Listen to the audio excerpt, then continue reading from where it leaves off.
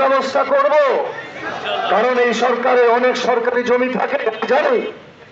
এই সরকারি জমিগুলি জনগণের, তাদের পাওনা, তাদের অধিকার। এগুলোতে এটা কোনো দান না, কোনো দয়া না, এটা আপনাদের অধিকার। এই জন্য আজকে ওয়াদাটা করে গেলাম, আমার সাধ্যের মধ্যে আমি ফাইট করব। এই সমাজের যারা বড় বড় জায়গায় বসে আছে, যারা দুর্বল মানুষের অধিকার দিতে চায় না, আমি আপনাদের পক্ষ হয়ে লড়াই করব ইনশাআল্লাহ। ইনশাআল্লাহ আপনাদের ব্যবস্থা করব ইনশাআল্লাহ। আর যতক্ষণ আপনাদের এই ব্যবস্থাটা করতে না পারবো, ততক্ষণ পর্যন্ত, ততদিন পর্যন্ত এই কুমুদিনীর এই গরিব শ্রমিক বন্ধুদের পাশে থেকে তাদের প্রয়োজনে ভাড়ার কিছু অংশ আমি মিট করবো ইনশাআল্লাহ। তাদের ভাড়ার একটা অংশ আমি দিয়ে যাব, যেভাবে পারে ইনশাআল্লাহ দিয়ে যাব।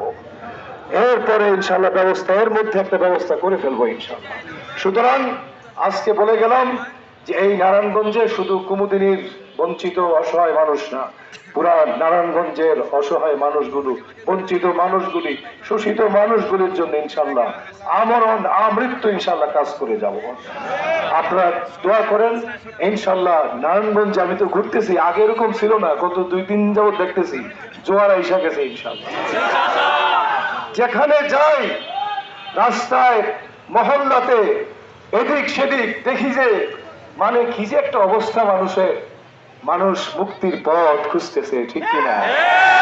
মানুষ মুক্তির পথ খুঁজতেছে, মানুষ দেয়াল ঘরের মধ্যে মুক্তির পথ দেখতে পেয়েছে। ইনশাআল্লাহ ওই জোয়ারকে কেউ ঠেকাতে পারবে না ইনশাআল্লাহ।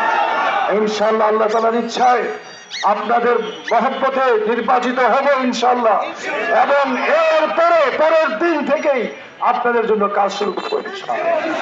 আল্লাহ তাআলা আমাদের সবাইকে কবুল করুন এবং বাংলার মানুষের মুক্তির এই সংগ্রামে আপনারা থাকুন। আমি এখন গণসংযোগে বের হব, আমার সঙ্গে প্রত্যেকটা মানুষ ইনশাআল্লাহ আমার সঙ্গে যাবেন ইনশাআল্লাহ। আসসালামু আলাইকুম ওয়া রাহমাতুল্লাহি ওয়া বারাকাতুহু।